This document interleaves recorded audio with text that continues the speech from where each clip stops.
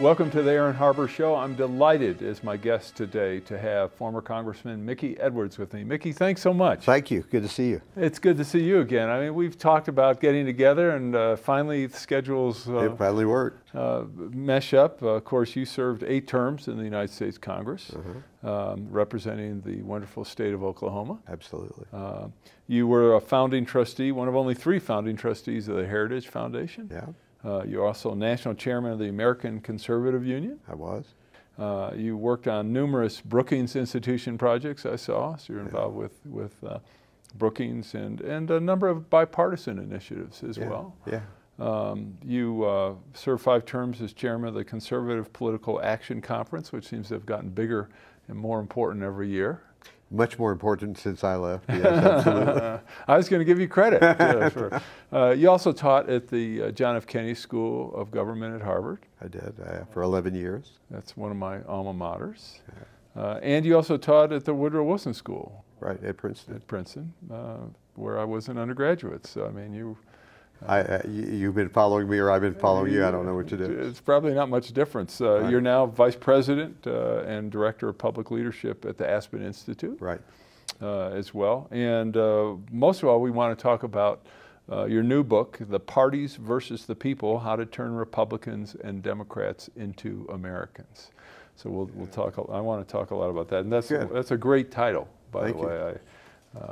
How can you not want to open a book with that title? Well, wait a minute, just so I don't get too much credit here. I came up with the parties versus the people because I think that's what it's about.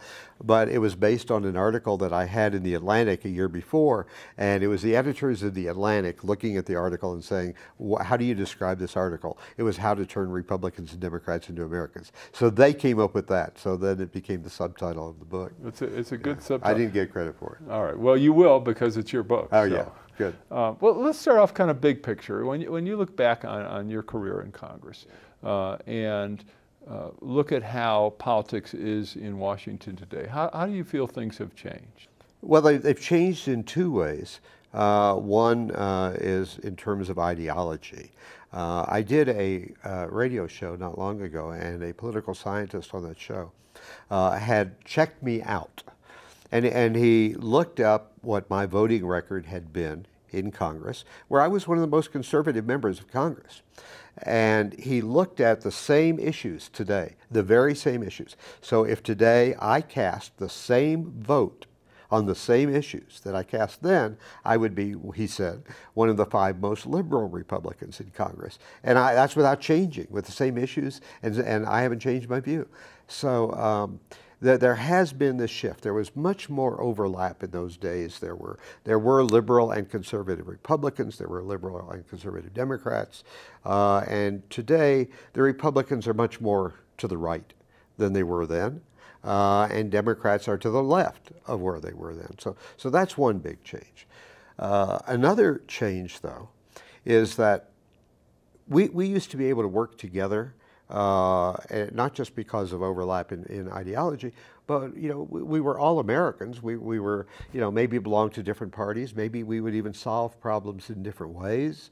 But we were all Americans, and we all had friends on the other side of the aisle. We had good relationships. We'd have dinner, lunch. We'd spend time, know the families of other members of Congress.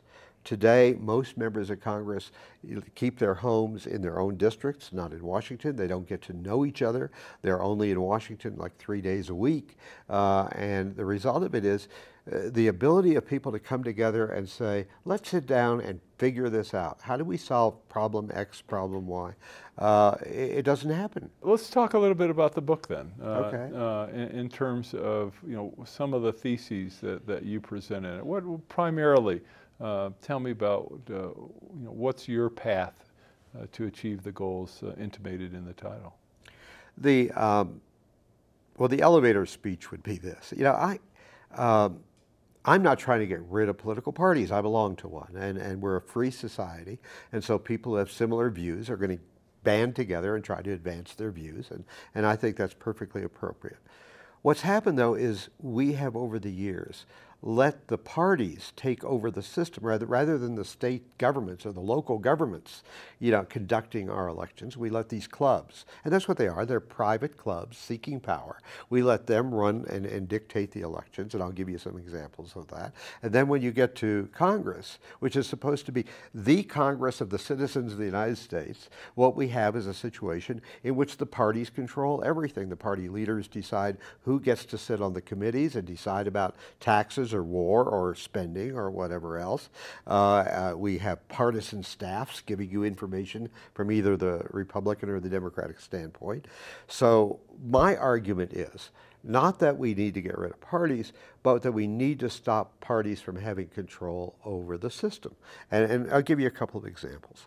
Now, just as a starting point, the only thing I have ever been able to find that all four of our first presidents agreed on, because there's a lot of stuff they didn't even like each other all the time, but Washington, Adams, Jefferson, and Madison all agreed on one thing in their speeches, in their articles: do not create political parties, because they were afraid this would happen. And we did it. So in the state of, let's take Delaware. Delaware has 1 million people in it. And when Joe Biden got elected to be vice president, there was an opening for the Senate. And in the Republican primary, Mike Castle, former governor, former longtime congressman, very popular in the state, ran in the Republican primary. A lady named Christine O'Donnell ran against him in the primary. And by the way, I don't care if you or your audience would have been for O'Donnell or for Castle or anybody else. What happened was 30,000 people voted for Christine O'Donnell. She won the primary. And because of the laws that the parties have gotten enacted in the states, Mike Castle was no longer eligible to be on the ballot. So the 1 million people of Delaware could not choose the person they would have chosen to be their senator, because the party said, no, you can't have that choice. I'll tell you what, you dress very sharply, and I can tell this about you. If you buy a cell phone, you buy a tie, you buy shoes, you want choice, right? You want choice in everything you do. All your listeners, all your viewers, they want choice. Sure. But the only thing we don't allow choice in is the people who are going to decide whether you go to war, the people who decide what your taxes are. We say, sorry, you got to choose A or B, because the two parties have said these are your choices. So that's part of the problem. They decide congressional districts, and I can tell you quite a story about my own congressional district when it was redistricted and what that did to the people I was supposedly representing.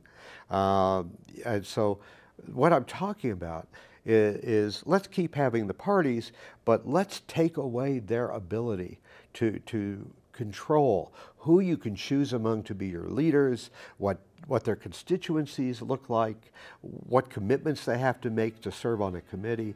That's what I want to break. All right, we're going to take a quick break. We'll be right back with Congressman Mickey Edwards. Coming up next. The most important thing that our founders did was to create a system where we would not be subjects, we would be citizens. And the difference is, governments tell their subjects what to do. Citizens tell their government what to do.